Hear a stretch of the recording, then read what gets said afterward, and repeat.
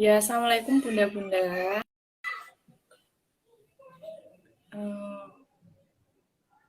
Assalamualaikum semuanya juga. Selamat pagi.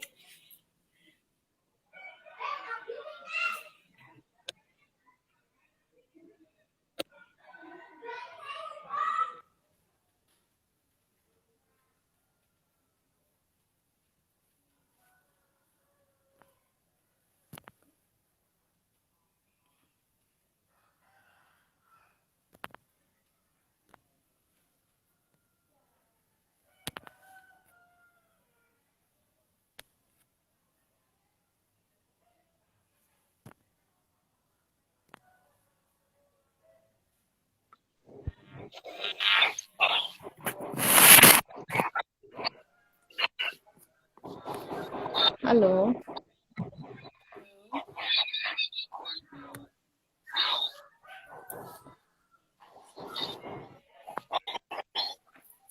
Halo.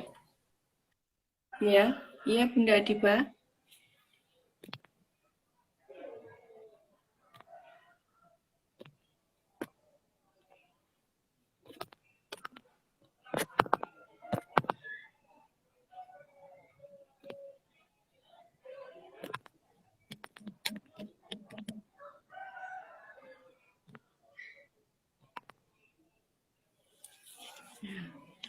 Assalamualaikum Bunda-Bunda. Belum masuk.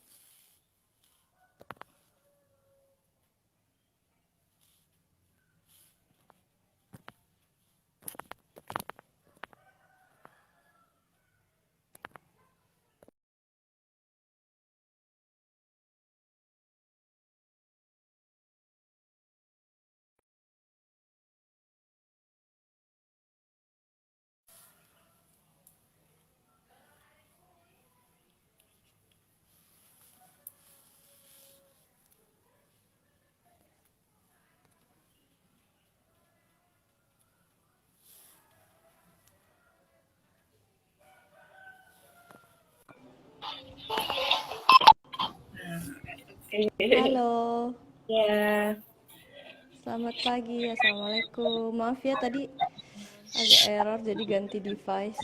Suara saya iya. kedengaran jelas ya Mbak Nihla? Iya, kedengaran. Oke, ya. Ya, sebelumnya perkenalkan saya Bunda Nihla sebagai moderator pada Bincang Bunda hari ini. Bincang Bunda pada Ya. hari ini bertemakan tetap fit berpuasa untuk ibu hamil dan menyusui. Nah, semoga kita bertemu dengan bulan suci Ramadan lagi ya Bunda. Bincang Bunda pagi hari ini bersama Bunda Adiba. Assalamualaikum Bunda. Waalaikumsalam, Sehat Bunda. Bunda? Alhamdulillah. Sebelumnya kita kenalan dulu yuk sama Bunda Adiba ini. Nama lengkapnya Nur Elia Adiba SGZ, Sarjana Gizi, CEO dari konsultan gizi, lulusan Sarjana Gizi Kesehatan Universitas Brawijaya UB Malang. Pemerhati gizi Ya, ibu dan anak dengan mempelajari sistem NHS Inggris. Sudah 7 tahun bekerja di Safika. Safika ini merupakan perusahaan konsultan kesehatan dan komunikasi multinasional sejak 2015 hingga saat ini dengan klien seperti UNICEF Indonesia, WHO, GIZ, WRI, KAIN, dan sebagainya. Bunda Adiba ini juga aktif dalam organisasi mulai dari OSIS SMPN 2 Surabaya, OSIS SMAN 2 Surabaya, PKI, SMAN 2 Surabaya, hingga ketika di jenjang perkuliahan juga aktif di jurusan gizi serta di lingkungan Fakultas Kedokteran Universitas Brawijaya. Bunda Adiba ini lahir di Surabaya 8 Maret 1962. Istri dari Bapak Ahmad Sifaul Mufid, dosen matematika ITS Surabaya, memiliki 2 orang putra, Mas Mizan 3,5 tahun dan Mas Isman 11 bulan. Untuk kesibukan saat ini, berbahagia menjadi istri dan ibu rumah tangga menjadi kesibukan utama. Selain itu juga aktif berkegiatan dan mengembangkan konsultan gizi bersama dengan tim. Bekerja work from home di Safika. Saat ini juga masih aktif di kegiatan bersama dosen dan alumni gizi UB. Juga beberapa teman membentuk organisasi think tank Din Plus dan juga platform informasi gizi di Ask Your Dietitian.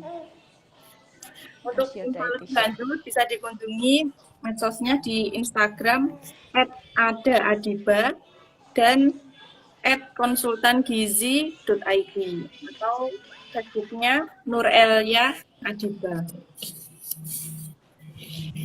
Nah, kita lanjut aja ya Bunda ya. Kan bentar lagi Ya, Ramadan ini pasti ibu-ibu ini terutama yang sudah mengalami proses hamil atau sedang menyusui dan calon-calon ibu yang lain atau bapak-bapak ini yang apa menemani bundanya belajar di pagi hari ini. Ini Bunda, apa sisi positifnya dari ibu hamil dan ibu menyusui yang berpuasa? Biasanya kan banyak kekhawatiran gitu kan. Ini pertanyaannya di awal oke, itu. terima kasih. Ya, terima kasih banyak Mbak Nihla dari komunitas Bunda 10-11 tuh bacanya gimana ya Mbak? Ya sebenarnya itu 10 November Baca. gitu. Iya Oh, alumni maksudnya gitu ITS. ya. Jadi Iya. ya, iya, jadi komunitas. Sebelumnya saya menyapa juga buat sahabat Kozi dari followersnya konsultan gizi. Jadi kami biasanya memanggilnya dengan sebutan sahabat Kozi dan untuk komunitas Bunda 10 November panggilnya bunda-bunda begitu ya biasanya? Biasanya iya gitu. Atau Oke, kan ya. ya semua sih followernya kan ada yang cowok juga sih. Oke, ya mungkin karena kita apa namanya topiknya hari ini berbau ini ya ibu menyusui dan ibu hamil, jadi bolehlah kita panggil Bunda Iya. dan sahabat Kozi semuanya. Selamat pagi semuanya, terima kasih. Senang sekali hari ini saya bisa hadir diundang oleh komunitas Bunda dari 10 November. Baik, hari ini kita mau bahas soal ibu hamil dan ibu menyusui ya Mbak Dihla ya. Saya Iya. panggil Mbak atau panggil Bunda nih? Panggil Bunda aja deh ya, sama-sama gitu ya. Ya, jadi Bunda Nihla, tadi pertanyaannya apa sih sisi positifnya dari, Ibu hamil mohon dan maaf ya kalau nanti menyusui yang ada, cukup puasa. iya, iya, kalau ada apa namanya background. Kebetulan tetangga saya lagi ini apa namanya bangun rumah, kedengeran nggak ya? Lagi kayak motong keramik, mengganggu nggak ya? Semoga tidak mengganggu ya. Enggak terlalu Suara sih, saya Mbak. masih jelas? Masih Oke, jelas. suara saya masih jelas. Oke, ya, yang penting itu. Ya, tadi pertanyaannya adalah apa sih sisi positifnya gitu ya untuk ibu hamil dan ibu menyusui ketika berpuasa gitu. Kalau misalnya eh, apa namanya sisi positifnya dari segi kita mau bahas dari segi gizi ya khususnya ya terutama sama seperti ibu kondisi tidak hamil maupun tidak menyusui sebenarnya sisi positifnya dari ibu dari berpuasa itu lebih kepada pembersihan ya Mbak ya. Jadi kalau misalnya dari segi badannya itu memang kalau misalnya kita pernah dengar ketika memang berpuasa adalah proses tubuh mengalami pembersihan, kemudian saatnya tubuh itu istirahat begitu ya dari proses 11 bulan yang biasanya kita suka makan makanan yang banyak, kemudian kandungan kolesterolnya mungkin tinggi atau mungkin gula garamnya tinggi. Kemudian ketika puasa, kita berbicara di puasa Ramadan berarti ya Bunda ya. Jadi ketika kita berpuasa, tubuh melakukan detoksifikasi tersendiri gitu dan ini juga terjadi ke ibu hamil dan ibu menyusui khususnya sebenarnya. Tapi memang itu bisa terjadi ketika memang kondisi ibu hamil dan ibu menyusui ini cukup gizi gitu. Jadi memang tidak kekurangan sebelumnya, kemudian terhidrasi dengan baik gitu secara cairannya gitu dan cukup gizi saya bilang di sini tuh juga harusnya gizi makro dan gizi mikro ya begitu. Suara saya agak ada kresek-kresek atau enggak ya? Masih jelas kok. Masih jelas Oke, suaranya. oke. Ya itu sih, jadi kalau misalnya sisi positifnya saya ambil satu sisi aja bahwa ada proses detoksifikasi juga untuk ibu hamil dan ibu menyusui sama seperti kondisi lain yang tidak hamil ataupun menyusui begitu. Tapi dengan catatan khusus bahwa memang ibu hamil dan ibu menyusui itu harus dalam kondisi yang gizinya baik begitu Bunda Nihla. Ya. Kalau misalnya ini resiko terburuknya kan biasanya ibu hamil dan ibu menyusui ini kan berpuasa terlebih kurang kalau misalnya gizinya itu kurang, ini resiko terburuknya ini apa ya Bunda gitu. Ya, ya. Jadi kita mau bicara.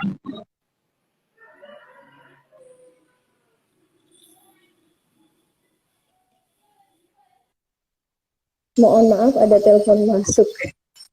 Ya, jadi kalau misalnya sisi buruknya ya, saya bilang. Nah, di sini kita bisa bagi ke trimester, tiap trimester. Karena kan hamil itu kan ada trimesternya ya, Bunda Nihla ya, ada trimester pertama, trimester kedua, trimester ketiga. Jadi kalau misalnya trimester pertama biasanya tidak ada efek apapun ketika ibu berpuasa karena kenapa? Karena di trimester awal biasanya sebentar, ini saya kasih catatan dulu juga ya. Ini tidak ada. Ini dengan kondisi bahwa ibunya mempunyai gizi yang memang bagus, kemudian status gizinya normal, kemudian secara zat gizinya memang terpenuhi ya Bunda. Itu terjadi sebelum hamil. Jadi memang saya tidak berbicara ketika memang ibu hamilnya itu sudah punya bawaan sakit atau mungkin kondisi gizinya kurang bagus begitu ya. Jadi memang itu adalah satu kondisi khusus. Sebentar, maaf.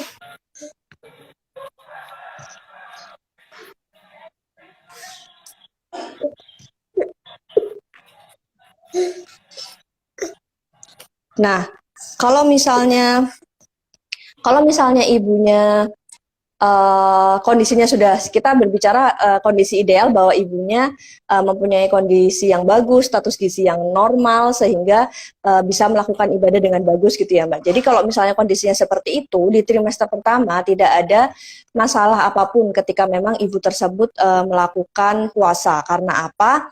Karena di trimester pertama itu biasanya 80% gizi yang diserap oleh janin itu adalah dari simpanan ibu. Jadi ketika memang di trimester pertama itu semua zat gizi yang diperlukan oleh janin untuk tumbuh dari mulai 0 minggu ya kalau kita sebut di kehamilan sampai ketika 3 bulan biasanya itu sekitar 12 sampai 13 minggu itu semuanya diambil dari cadangan ibu. Jadi ibu mau makan mau tidak makan biasanya memang tidak berpengaruh. Makanya itu diambilnya dari cadangan ibu. Ibunya ini termasuk ini ya, saya kasih pesan khusus juga untuk teman-teman yang memang mungkin mau apa namanya? Hamil lagi gitu atau mungkin teman-teman yang baru pertama kali hamil bahwa gizi sebelum hamil itu sangat penting. Kenapa penting? Nah itu sangat krusial di 3 bulan pertama karena memang biasanya kan ada nih orang yang baru memperbaiki gizinya ketika wah sudah tahu kalau hamil gitu, baru dia makan sayur, kemudian makan buah begitu ya Bunda ya. Padahal sebenarnya di trimester pertama gizi yang dibutuhkan oleh janin itu justru malah dari simpanan ibu. Jadi apapun yang dikonsumsi ibu biasanya itu hanya untuk ibunya sendiri, sementara untuk janin mereka konsumsi dari simpanan ibunya itu. Jadi kalau misalnya mau janin itu tumbuh dengan optimal di trimester pertama, ada baiknya gizi ibu hamil sebelum pertama kali hamil itu sebelum tahu kita hamil itu sudah bagus terlebih dahulu gitu. Jadi supaya gizinya juga optimal. Jadi kalau misalnya berpuasa pun itu tidak masalah di trimester pertama begitu ya. Ya. Kemudian nanti kita bicara di trimester kedua. Ya, mohon maaf. Ada bayi. Jadi kalau kita bicara di trimester kedua, itu sebentar adik sini.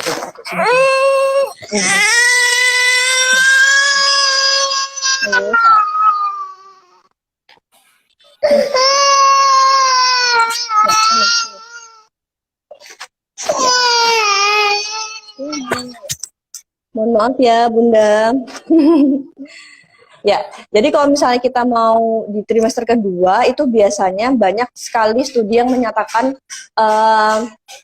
agak riskan gitu ketika memang ibu hamil harus berpuasa karena di trimester kedua itu biasanya adalah masa sangat optimalnya janin tumbuh, khususnya pembentukan organ, baik itu organ yang kelihatan maupun organ dalam biasanya ya Bunda. Kemudian habis itu perkembangannya si janin itu gitu. Jadi memang harus dipastikan betul-betul bahwa kondisi ibunya bagus secara gizi, baik itu gizi gizi mikro maupun gizi makro. Kemudian ditambah juga dengan kondisi perkembangan dari bayinya gitu. Jadi memang kalau misalnya dari trimester awal sudah tahu bahwa tidak akan bermasalah gitu ketika memang ibu hamil di trimester kedua, maka tidak masalah untuk diteruskan untuk berpuasa gitu. Tapi memang resikonya lebih besar atau mungkin saya bilang cukup beresiko gitu ketika memang masuk ke trimester kedua karena itu tadi ada pembentukan organ-organ di trimester kedua. Dan untuk trimester ketiga biasanya juga tidak terlalu bermasalah karena memang bayinya sudah besar ya. Perkembangannya lebih kepada ukuran biasanya kalau misalnya sudah trimester ketiga, walaupun memang ada perkembangan lain, tapi yang paling beresiko adalah di trimester kedua. Jadi memang harus diperhatikan betul-betul kondisi ibu maupun kondisi dari janinnya, kemudian status gizi ibunya yang terpenting. Begitu Bunda Nihlah untuk berpuasanya. Oh iya, terus tadi untuk ibu menyusui ya. Ya. Tadi ada pertanyaan juga ya. Kalau untuk ibu menyusui yang terpenting itu adalah terhidrasinya badan. Jadi misalnya ibu menyusui itu sangat apalagi saya sekarang juga masih menyusui ya. Jadi saya sangat merasakan kondisi yang paling krusial di ibu menyusui adalah dehidrasi. Jadi ketika memang dehidrasi, tubuh sangat butuh asupan cairan untuk bisa apa namanya memproduksi ASI terus menerus. Jadi kalau misalnya memang ibu menyusui ingin berpuasa, biasanya yang akan kelihatan signifikan adalah dari kondisi ibunya. Biasanya dia lebih dehidrasi, kemudian lemas, tidak ada tenaga, dan saya juga bilang bahwa akan berpengaruh di ini apa namanya suplai ASI begitu Mbak Nisa. Ya. Jadi memang perlu strategi khusus ya Bunda untuk berpuasa ini. Iya. Terkait ASI-nya ini tadi untuk ibu menyusui, benar nanti ASI-nya bisa seret dan tidak berkualitas. Ya, ini terkait masalah ibu menyusui yang berpuasa berarti ya. Tidak dipungkiri bahwa ASI yang diproduksi oleh ibu itu memang dari makanan yang kita konsumsi, dari ibunya gitu ya Bunda. Jadi kalau misalnya ibunya makannya bagus, maka ASINya juga akan apa namanya diproduksi dengan bagus. Khususnya untuk soal rasa dan nutrisi. Kan kadang kita suka dikasih tahu ibu-ibu ini ya, biasanya kalau nenek-nenek bilang jangan makan pedas, nanti ASINya pedas gitu, atau mungkin jangan makan apa namanya apa sih kalau misalnya yang kecut-kecut nanti ASINya kecut misalnya seperti, dan itu memang tidak dipungkiri memang itu berasa juga ke anaknya. Maka juga pun demikian dengan zat gizinya gitu. Jadi kalau misalnya zat gizinya kurang dikonsumsi makanan, maka otomatis kualitas ASINya juga akan berkurang. Dan ini sejalan dengan survei, memang ada penelitian yang dilakukan juga dan itu ada jurnalnya juga bahwa nutrisi ASI dari ibu yang berpuasa biasanya itu lebih rendah dibandingkan ibu yang tidak berpuasa, karena memang mungkin kalau saya bilang itu di hasil studi itu juga menyatakan bahwa si ibu memang tidak konsumsi makanan yang bergizi ya Mbak, dan khususnya misalnya sayurnya lebih kurang dibandingkan kalau misalnya kita tidak berpuasa, kemudian buah-buahnya juga kurang. Sementara kalau misalnya untuk suplai ASI dalam hal ini jumlah, itu juga berpengaruh ketika memang ibunya tidak minum yang cukup gitu, karena memang kebutuhan ibu menyusui itu, kebutuhan gizi ibu menyusui itu lebih tinggi daripada ibu hamil. Jadi kalau misalnya kita bilang, biasanya kita beranggapan ibu hamil atau ibu menyusui itu sama gitu ya kalorinya, tapi sebenarnya ibu menyusui itu kalori yang dibutuhkan lebih ke 400 sampai 500 kalori, dan itu lebih banyak gitu dibandingkan ibu yang hamil. Kalau ibu hamil tuh cuman butuh tambahan 1 kali makan gitu, misalnya dalam hal ini 1 porsi makan nasi gitu. Tapi kalau ibu menyusui, dia bisa ditambah 1 porsi makan kita nasi seperti biasa dan juga snack. Jadi memang lebih tinggi kalori yang kita butuhkan ketika menyusui. Maka kalau misalnya apakah itu berpengaruh di suplai dan juga nutrisi ibu menyusui, saya bilang iya. Maka dari itu perlu cara khusus supaya apa namanya bisa untuk dimodifikasi begitu Mbak, ketika memang kita ingin berpuasa begitu ya. Kalau mitosnya bayi bisa diare itu berpuasa ini gimana? Gimana tadi pertanyaannya? Ada bayi bisa diare akibat gizi yang berpuasa ini mitos atau fakta? Oh ya. Sejujurnya saya baru dengar tentang pernyataan itu, apakah bayi dari ibu yang puasa diare begitu ya Mbak ya? Maaf, ini teman-teman kedengaran suara kresek-kresek nggak ya, atau dari saya aja ya? Masih terdengar jelas kok. Oh, nggak ada kresek-kreseknya ya? Ada, tapi masih jelas apa suaranya. Oh, oke. Ya, jadi apakah itu kalau saya bilang diare itu ini ya mitos ya, tidak selalu ibu yang berpuasa kemudian anaknya diare, itu tidak benar. Karena memang kembali lagi ke bagaimana pola konsumsi ibu tersebut. Karena kan diare itu kan ini ya, biasanya kan ada kita salah makan, berarti kadang ada kuman ataupun bakteri yang terkandung di makanan kita, kemudian bayinya juga konsumsi. Mohon maaf, sebentar. Ya. Jadi menurut saya itu mitos sih Mbak, kalau misalnya diare pada bayi yang ibunya puasa begitu. Jadi tidak ada ya kondisi bahwa kalau misalnya ibunya puasa bayinya jadi diare, tidak gitu.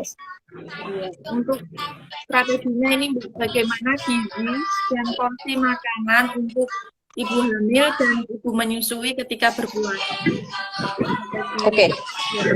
Jadi seperti saya sudah singgung tadi ya Mbak, kalau misalnya ibu hamil, ya masih jelas kah keras-kerasnya lebih tinggi ya? Iya. Masih kedengeran kan ya? Oke. Ya, jadi kalau misalnya tadi saya sudah mention sedikit bahwa kalau ibu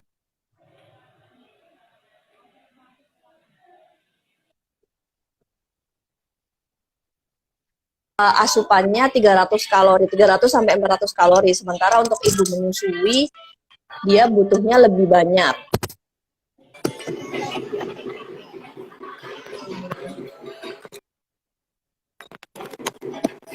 Halo? Iya. Masih kedengeran? Kedengeran. Oke.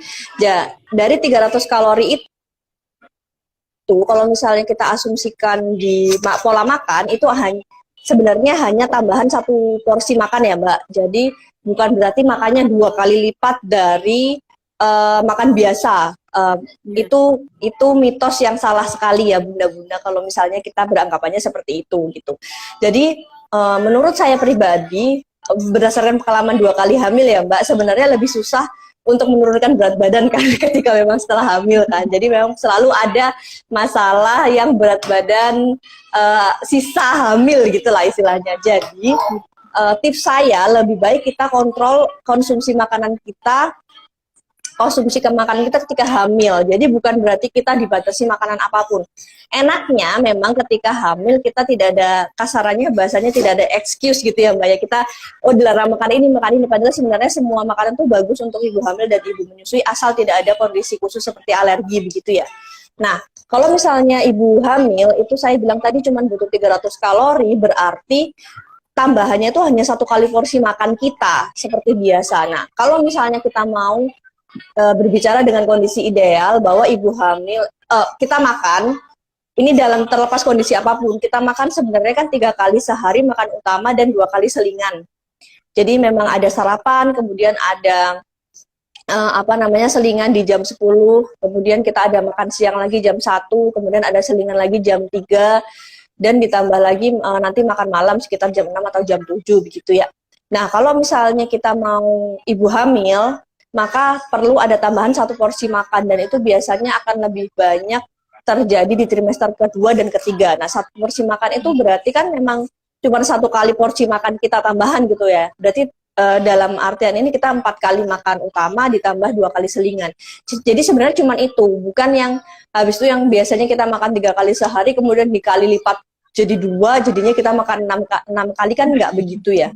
Itu jadi 300 kalori itu kalau saya asumsikan memang 1 kali kita makan. Jadi kalau misalnya makannya kita biasanya kalau perempuan kan mudah-mudahan makannya juga nggak terlalu banyak ya, bisa jadi 1 entong atau 1,5 entong, kemudian ditambah sayur, ditambah lauk, kemudian ditambah lauknya ada lauk hewani, juga ada lauk nabati, kemudian mau ditambah buah. Seperti itu sih untuk asumsinya.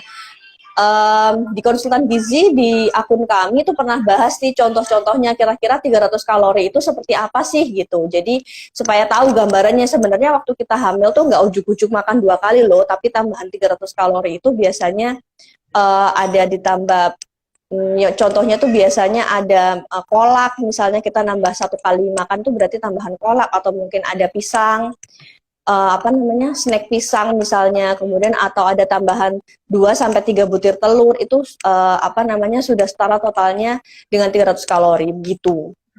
Nah, kalau untuk ibu menyusui ini beda lagi Bunda Nihla. Jadi kalau ibu menyusui itu kalorinya memang lebih banyak, jatuhnya 500 kalori yang kita butuhkan, karena memang kebutuhannya lebih banyak ya, karena harus produksi ASI, kemudian juga harus menyusui anak.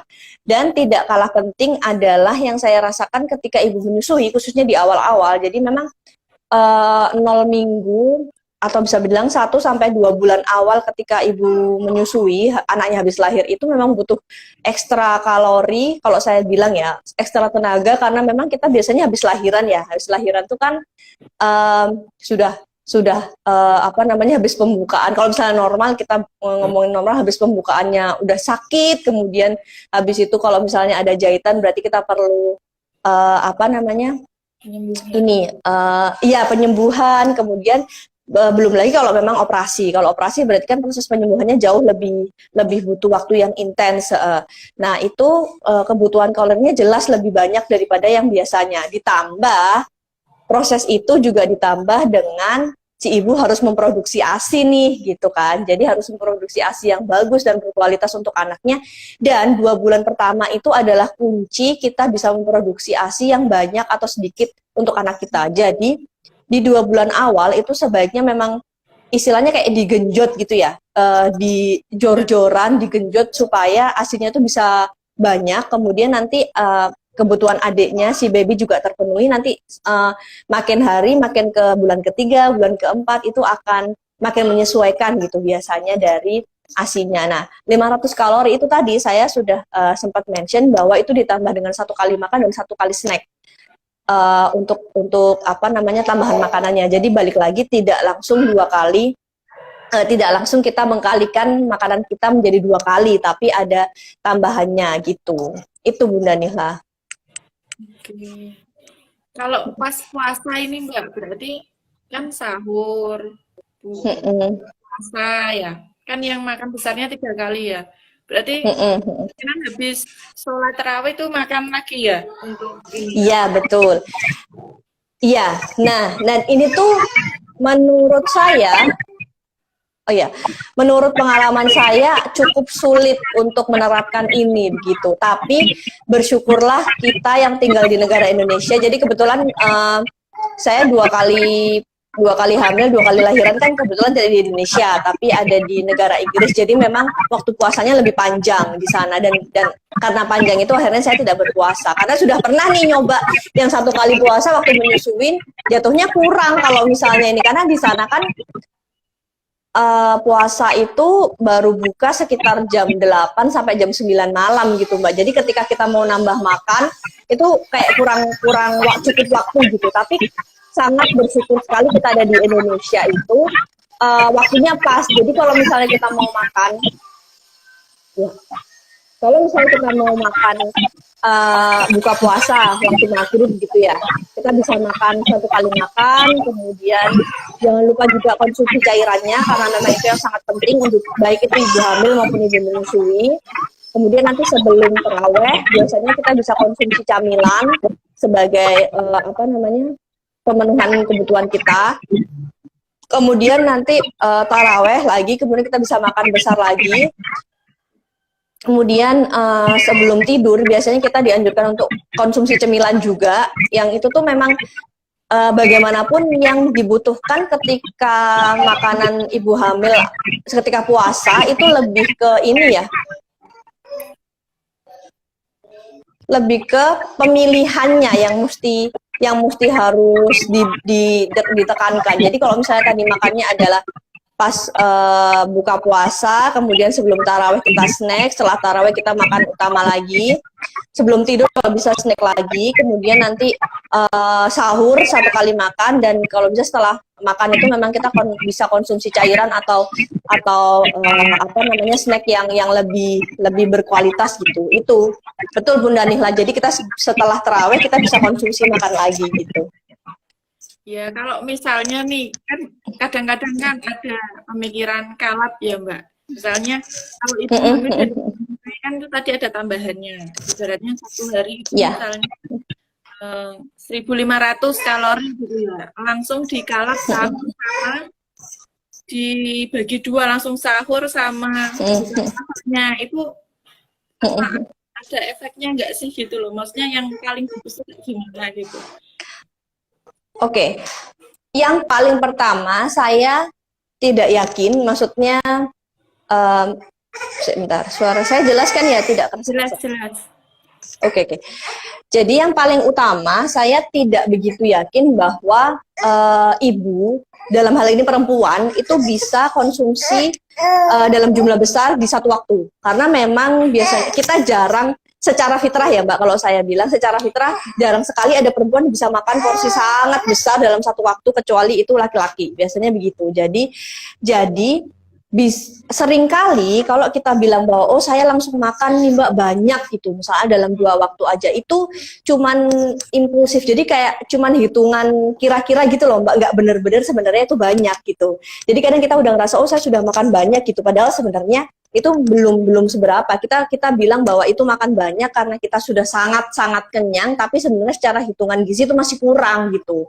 Jadi memang tidak seperti itu sih disarankannya. Jadi kalau misalnya efeknya, kalau saya bilang, kalau Mbak Nihla, Bunda Nihla tanya efeknya, saya yakin bahwa itu masih kurang. Jadi memang asupan gizinya jadinya tidak terpenuhi. Efek jangka panjangnya jelas kalau misalnya ibu hamil, dia akan ada gangguan pertumbuhan.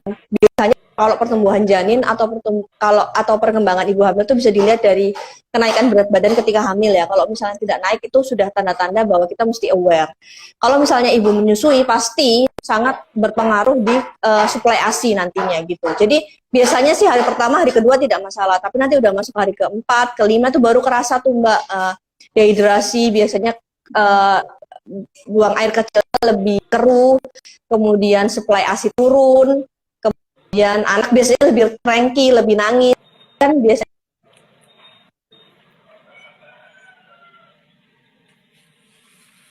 apa namanya, Mbak Nihlanya lagi connect. Oke.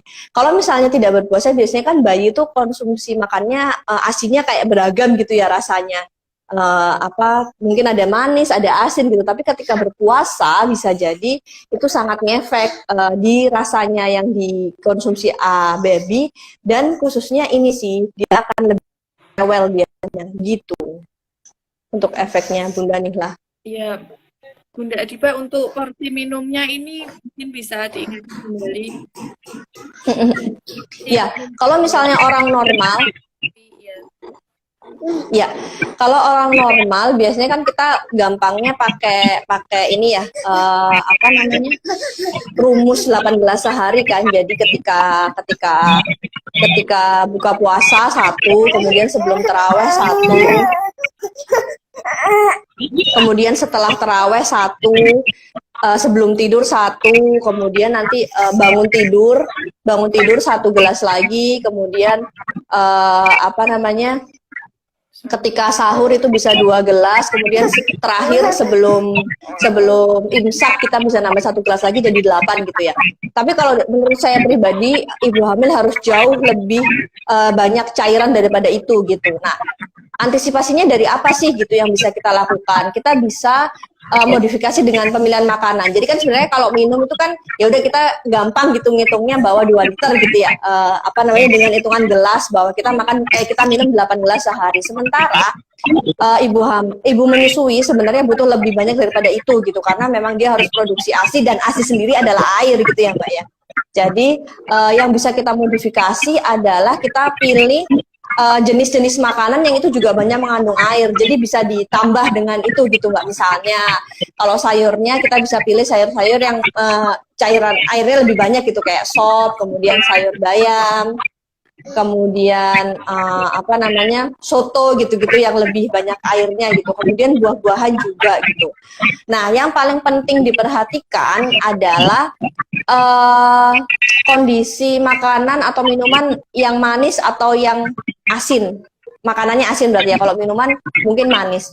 Nah, yang saya highlight di sini itu kenapa kok makanan asin sekali ataupun minuman yang manis sekali itu cukup mengganggu metabolisme cairan di tubuh kita gitu, karena itu akan mengganggu ini sih kondisi darah. Jadi kalau misalnya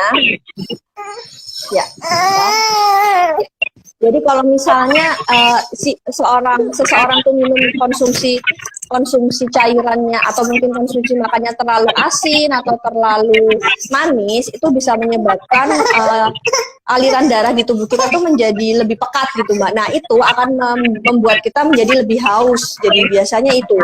Jadi kan biasanya lebih sering butuh minum, butuh cairan gitu kan. Dan itu sangat mengganggu metabolisme dari tubuh kita. Itu sih Mbak, Bung Ganihlah. Kalau yang ibu hamil ini tadi sama dengan ibu menyusui ya Mbak? Iya, sama. Karena kalau hamil itu minimal memang 2 liter.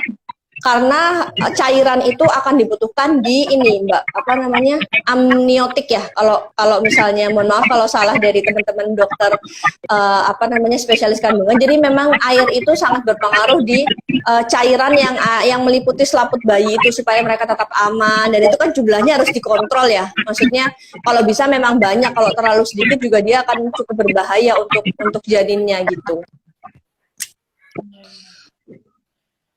Untuk puasanya ini berarti sarannya, apalagi yang khususnya ibu menyusui yang eksklusif ya, yang 6 bulan pertama, ini bagus. Ini strateginya diselang-seling kah atau setiap hari gitu Mbak?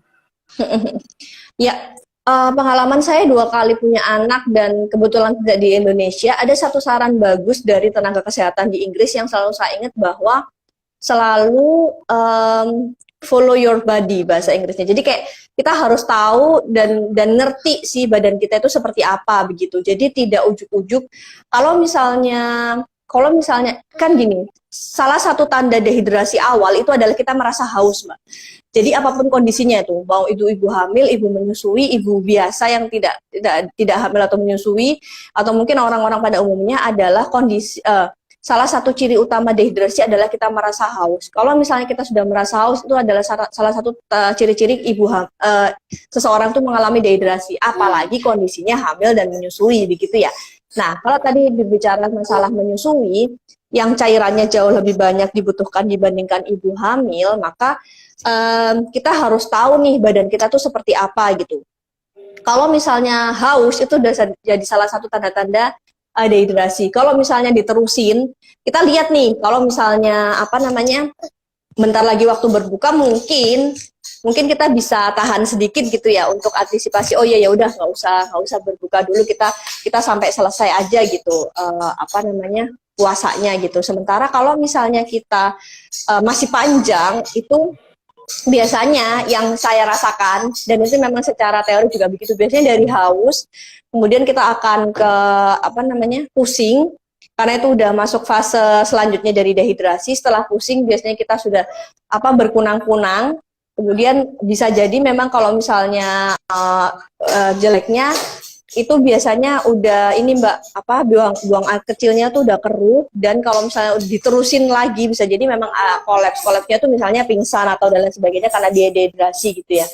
Jadi memang masalah apakah harus diselingi atau tidak itu tergantung dari kondisi ibu masing-masing nih Mbak. Saya tidak bisa bilang bahwa wajib diselingin atau sebaiknya terus-terusan puasa karena memang secara agama mungkin lebih bagus gitu ya. Tapi kan kita biasanya punya ini ya, di Islam sendiri kan bisa gitu, ada pengecualian untuk kondisi ibu hamil maupun ibu menyusui. Tapi memang balik lagi, kalau secara gizinya saya bilang bahwa follow your body gitu. Jadi silahkan diikutin badannya masing-masing. Pasti tanda dehidrasi awal itu adalah haus saja udah dehidrasi, apalagi kalau sampai pipisnya keruh, kemudian sampai pusing berhari-hari gitu. Itu biasanya sudah pasti masuk ke tanda dehidrasi. Nah, kalau begitu maka silahkan diputuskan sendiri gitu kalau menurut saya, apakah baiknya selang-seling atau tidak, karena memang setiap tubuh itu beda. Gitu sih Mbak. Kalau misalnya kita mau optimalkan secara gizi gitu ya,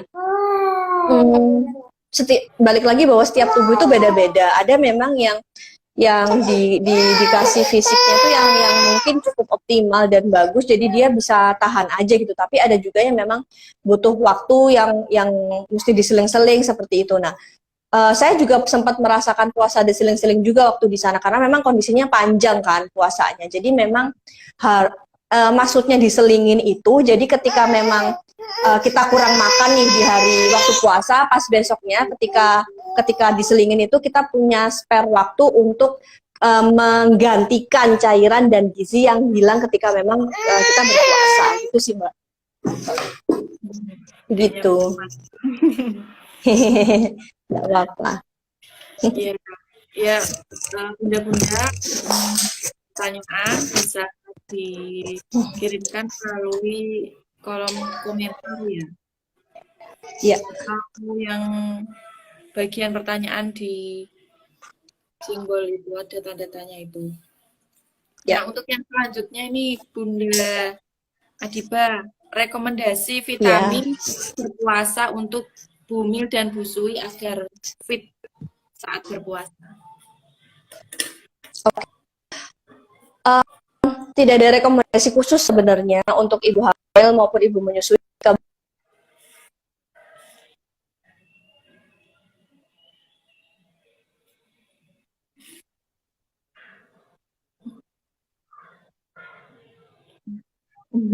Ya, kedengaran suara saya? Iya. Ya, ya. Oke, jadi tidak ada rekomendasi khusus gitu Mbak hamil atau ibu yang berpuasa. Pada dasarnya ibu hamil dan ibu menyusui membutuhkan vitamin dan mineral yang lebih berkualitas dibandingkan dengan kondisi ibu yang tidak hamil maupun tidak menyusui. Kalau misalnya ada vitamin khusus, biasanya saya lebih condong ke vitamin-vitamin yang dibutuhkan, vitamin dan mineral yang dibutuhkan untuk daya tahan tubuh dan kebutuhan si bayi gitu ya. Kalau misalnya hamil, jelas kita sangat butuh sekali zat besi untuk perkembangan janin. Kemudian vitamin C itu yang kita gunakan untuk daya tahan tubuh, kemudian juga membantu penyerapan dari zat besi dan juga vitamin D. Biasanya itu yang suka kelewat, tapi sebenarnya kita butuh sekali gitu. Sementara kalau ibu menyusui, biasanya kita lebih kita lebih tekankan ke situ karena memang balik lagi vitamin D, vitamin C dan zat besi itu biasanya sangat penting untuk regulasi dan metabolisme tubuh gitu. Jadi itu sangat bagus. Kalau misalnya metabolismenya bagus di tubuh, otomatis penyerapan gizinya dari makanan juga bisa maksimal. Itu sih. Bunda Nisa untuk rekomendasinya.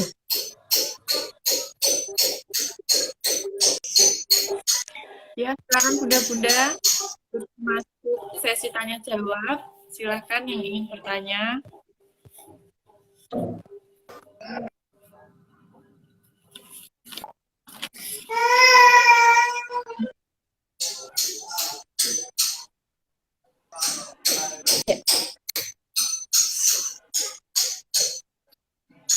Ya kalau dari Bunda Nisa sendiri, kalau misalnya yang hamil menyusui,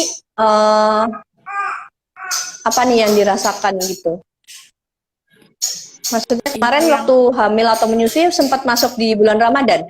Ada momennya bulan Ramadan? Iya, waktu 3 bulan anak saya itu bulan puasa. Jadi waktu masa eksklusif. Oh ya, jadi hamilnya tapi enggak ya? Hamilnya berarti belum Ramadan ya? Ya, hamilnya iya sudah masuk 18 hari puasa. Sudah masuk 8 hari puasa. Nah itu kok perut saya kok kayaknya rasanya kok banget gitu. Ternyata saya hamil. Dan itu 12 harinya itu karena mulai itu nggak puasa hari. Oke. Suaranya Bunda Nihla agak putus-putus sih di saya. Buat teman-teman bunda-bunda yang lain apa juga ya? Apa juga kedengaran ya? Oke. Berarti di saya aja. Di saya aja atau gimana? Oke. Iya sih. Memang saya juga merasakan waktu ASI eksklusif. Iya. Karena anak saya yang kedua juga lahirnya alhamdulillah kemarin pas dapat hari ketiga Ramadan gitu. Jadi benar-benar. Tapi jatuhnya kan nifas ya. Jadi nggak berpuasa juga sih. Tapi kalau yang anak pertama itu dia sudah lewat ASI eksklusif sih, sudah masuk usia berapa ya dulu tuh? 9 bulan, 8 bulan apa 9 bulan gitu. Kalau yang anak pertama itu pas Ramadan. Cuman waktu itu juga nyoba, ceritanya waktu itu masih di Inggris ya Bunda. Jadi nyoba juga. Ya itu akhirnya dehidrasi juga jatuhnya air kencingnya sampai keruh gitu. Jadi ya jadinya saya pakai cara yang diselang-seling juga jatuhnya, karena memang untuk antisipasi itu tadi kan sih. Cuman kan kalau umur 8 9 ini masih ini ya, masih apa yang makan yang udah proper gitu. Kalau anak kan mungkin makannya lebih banyak gitu ya. Kalau 8 9 bulan kan memang sudah tidak ASI eksklusif tapi tetap butuh makan. Jadi agak kesulitan juga sih waktu itu puasanya itu.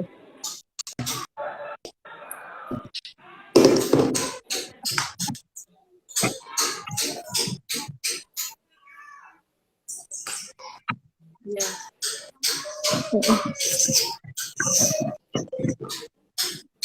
Kalau saya itu Mbak juga terus saya selang-seling karena yang waktu anak masih 3 bulan itu benar-benar banget, akhirnya saya selang-seling. Iya sih. Iya betul. Kalau masih benar-benar awal yang eksklusif memang agak susah biasanya sih. Bunda. Harus di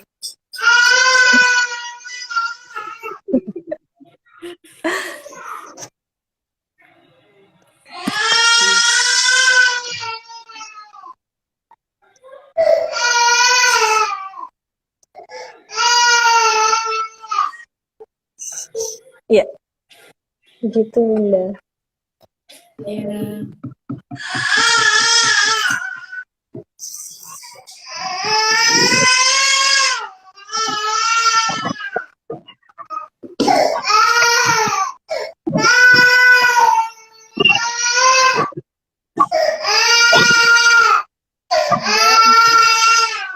Ya, Silakan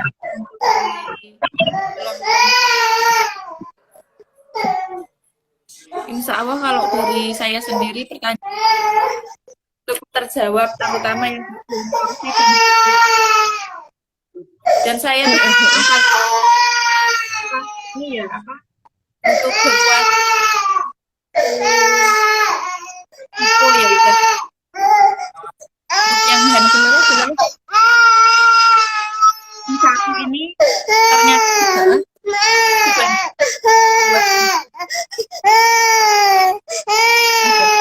suaranya Bunda Nihla putus-putus soalnya di saya jatuhnya bener. Iya nggak ya? Buat teman-teman yang lain juga nggak ya?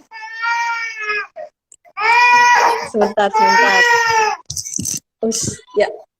Gimana Bunda tadi? Boleh diulangi? Hamil. Untuk yang ibu hamil ini saya tahu ternyata yang PM1 ini tidak terlalu beresiko daripada yang hamil 2 dan TM2. Yang beresiko iya, yang 2 ya. Iya, memang kalau itu dengan catatan kita ngomongin masalah ini ya Bunda, apa namanya, kondisi ibunya ideal ya, dalam hal beliaunya memang tidak ada masalah gizi. Masalah gizi itu sebenarnya tidak kelihatan sih sebenarnya, makanya mesti kalau misalnya kita hamil awal tuh harus benar-benar dicek kondisinya ibunya itu secara keseluruhan. Yang suka lewat biasanya di sini itu adalah biasanya cek FE, cek vitamin D, kemudian cek ini tadi apa namanya, apakah ada kondisi khusus, misalnya ada keturunan yang diabetes atau mungkin hipertensi, karena nanti mengarahnya ke preeklamsi ya. Kemudian tidak ada penyakit bawaan, tidak ada alergi, itu yang benar-benar harus kita perhatikan di awal hamil. Karena apa? Karena memang gini, ini sama aja sih walaupun bukan kondisi puasa ya. Biasanya trimester awal itu ibu kan suka ini ya, apa namanya, morning sickness ya, mual, muntah, biasanya di awal-awal kan morning sickness itu. Nah, itulah kenapa ketika memang berpuasa itu tidak berpengaruh, karena ini sama halnya dengan morning sickness. Biasanya kalau morning sickness itu kan ada sekali yang ibu tidak bisa makan sama sekali nih, tidak bisa konsumsi makanan apapun karena memang mual, kemudian kalau makan itu berarti muntah gitu ya. Nah, itu berarti kondisi-kondisi khusus kan sebenarnya, tapi ya itu tadi, meskipun tidak berpuasa dan ibunya tidak makan itu tidak masalah, karena memang asupan pertumbuhan janin itu benar-benar diambil dari simpanannya ibu, cadangannya ibu dari mulai sebelum hamil gitu kan. Kadang di tubuh kita kan ada tuh simpanan-simpanannya, makanya kenapa itu harus benar-benar diperhatikan dan harus benar-benar dikoreksi ya. Kalau misalnya di awal saya bilang kalau memang ada rezeki lebih bolehlah kalau misalnya mau cek lengkap gitu untuk kondisi vitamin D kita, kemudian kondisi iron level, kondisi anemia atau tidak itu benar-benar harus dicek sekali gitu. Kemudian apakah ada indikasi dia akan mengarah ke preeklamsi, kemudian gestasional diabetes atau diabetes pada masa kehamilan tuh semuanya bisa di-screening di awal dan itu bisa diantisipasi sekali di awal. Jadi harus benar-benar diperhatikan di situ. Gitu. Makanya kalau trimester awal ketika memang berat badan ibu justru turun dan tidak ada kenaikan berat badan apapun, itu tidak menjadi persoalan khusus karena memang ya itu tadi bahwa memang kondisinya adalah zat-zat gizinya diambil nih sama janinnya untuk benar-benar tumbuh. Makanya kenapa kita harus semaksimal mungkin tubuh kita sebagai perempuan tuh disiapkan kalau memang ada program hamil begitu sih. Ya, Tuh, ini berlaku untuk yang hamil anak pertama dan hamil anak selanjutnya ya. Biasanya kita suka miss nih. Karena saya pribadi juga ngerasain nih Bunda, kalau misalnya hamil anak kedua kan kadang antara di program sama enggak ya, kadang kan tiba-tiba ada yang dapat rezeki langsung, ada yang tidak. Untuk itulah kenapa kita konsumsi makanan bergizi itu memang harus terus-terusan karena kita nggak tahu kan kalau misalnya dapat rezekinya hamilnya kapan misalnya kayak gitu. Jadi memang harus benar-benar di setting bahwa tubuh kita tuh siap untuk hamil kalau memang diprogram atau mungkin tidak diprogram sekalipun, begitu Bunda. ya untuk yang kasus ibu hamil preeklamsi ini gimana ya Mbak ya? Saya itu juga ngalamin hamil kena diagnosa preeklamsi. Kalau Bunda Nihla tahu dapat diagnosa preeklamsinya dari week berapa? Ingat enggak? Dari bulan berapa? Kan TM pertama yang 3 bulan pertama disuruh uji lab itu ternyata ibu saya itu tinggi gitu kan, tapi terus disuruh tiap 3 bulan itu uji lab, tapi alhamdulillah ketiga itu ternyata udah normal semua, jadinya pas lahiran ya alhamdulillah normal gitu. Kalau yang ketiga itu ya udah nggak diduga preeklamsi, tapi dari 3 bulan pertama itu udah jadi strict banget untuk jaga makanannya gitu. Jadi kalau preeklamsi itu sebenarnya kondisinya macam-macam. Saya waktu anak pertama juga kebetulan didiagnosa preeklamsi dari awal. Itu tapi bukan karena lab saya jelek, maksudnya ada indikasi ke sana, tapi itu saya diduga preeklamsi, bukan didiagnosis menuju preeklamsi karena keturunan. Jadi kebetulan kakak kandung saya yang perempuan, maaf agak keresek-keresek. Iya. Ini kayaknya dari headset saya sih. Ya, jadi kebetulan kakak kandung saya yang perempuan itu beliaunya preeklamsi. Beliaunya sempat mau eklamsi di kelahiran anak ketiga. Kemudian ada indikasi juga bahwa suami saya itu keturunannya kembar. Jadi itu biasanya kalau hamil pertama. Jadi yang saya pelajarin ketika di Inggris itu ada poin-poin dan skornya gitu Bunda. Apakah memang si ibu ini beresiko preeklamsi atau tidak, itu benar-benar bisa dicek dari awal. Pertama dari mulai itu ya ada keturunan, dan keturunan itu yang sedarah ya sama kita. Kemudian ada indikasi juga karena ibu saya juga punya hipertensi. Walaupun saat itu kondisi darah saya semuanya normal begitu, alhamdulillahnya. Kemudian ada indikasi bahwa bahwa suami saya keturunan kelahiran ini bukan suaminya sih, tapi ada keturunan lahir kembar, itu juga meningkatkan resiko preeklamsi. Dan juga memang yang seperti Ibu Nihla tadi bahwa di awal memang kelihatan bahwa tekanan darahnya tinggi, itu salah satunya. Itu juga ada skornya tersendiri bahwa itu bisa meningkat resikonya. Nah, kebetulan di Inggris itu, dan saya yakin di sini juga pasti ada sih, cuman memang belum tahu saja saya. Itu ada antisipasi supaya kita tidak menuju ke preeklamsi gitu. Jadi memang waktu itu saya dikasih satu obat yang itu dosisnya sangat kecil, sangat-sangat super kecil, dan itu biasanya di sini disebutnya, yang saya dengar ya dari teman-teman sesama ahli gizi itu baby dose. Jadi kayak itu dosisnya untuk bayi yang itu dikonsumsi oleh ibu hamil setiap hari, satu butir aja, dan itu benar-benar bisa mengontrol supaya kita tidak naik tekanan darahnya. Nah, nanti ketika setiap kali kontrol di sana itu saya selalu baik itu ini ya, baik itu ada indikasi preeklamsi atau enggak, kita selalu tes urin Bunda di sana. Jadi tes urin itu sebenarnya sangat sangat ini sih setelah saya pelajari itu sangat sangat murah. Jadi ternyata di sini di Indonesia pun kita bisa melakukan itu sendiri di rumah gitu. Jadi kita tinggal tinggal beli apa namanya kayak kayak ininya apa kertas untuk mengecek bahwa sebenarnya ada nggak kandungan protein di urin kita gitu. Karena preeklamsi itu kan yang paling kelihatan tuh ada kandungan protein yang dia tuh lolos dari metabolisme tubuh sehingga dia turun ke urin kan jadi begitu.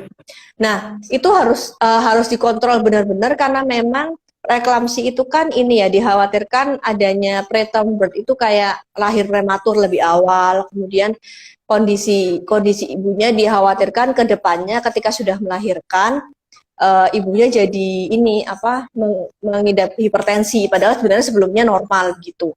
Jadi memang harus dikontrol betul-betul untuk preeklamsi. Nah, untuk makanan dari sisi gizi ya Bunda sebenarnya apa ya kalau kondisi hamil itu kalau saya bilang Allah itu ciptakannya tuh unik gitu. Kadang bisa jadi sebenarnya itu bukan dari makanan sebenarnya. Kan kalau ada yang bilang bahwa hipertensi karena terlalu banyak makan asin-asin gitu kali ya. Orang-orang kan banyak beranggapan seperti itu. Padahal bisa jadi sebenarnya itu bukan alasannya gitu. Bisa jadi karena faktor stres atau mungkin dari metabolisme tubuhnya sendiri yang memang itu menciptakan tekanan darah tinggi ke hasil tubuh ibunya gitu. Jadi sebenarnya faktornya sangat banyak dan perlu apa ya assessment, perlu penilaian yang lebih itu kalau gitu. Nah, kalau misalnya saya pribadi pasti ini silakan konsultasi ke dokternya masing-masing kalau urusan itu. Tapi memang ada baiknya kalau misalnya ada indikasi seperti itu konsulnya barengan antara dokter maupun dietitian. Kalau dietitian itu kan ini ya dia ibaratnya kayak dokter spesialis tapi itu dari sisi nutrisi, dari sisi gizi, dari sisi nutrisionis maksud saya, dari sisi gizinya. Jadi yang nanti itu bisa kolaborasi bareng antara dietitian sama dokter spesialis kandungannya. Karena memang kalau misalnya kita mengurangin makanan atau mungkin agak strict ke makanan seperti yang Bunda Nihla itu banyak juga efeknya. Karena kan ini ya sebenarnya kan tidak ada anjuran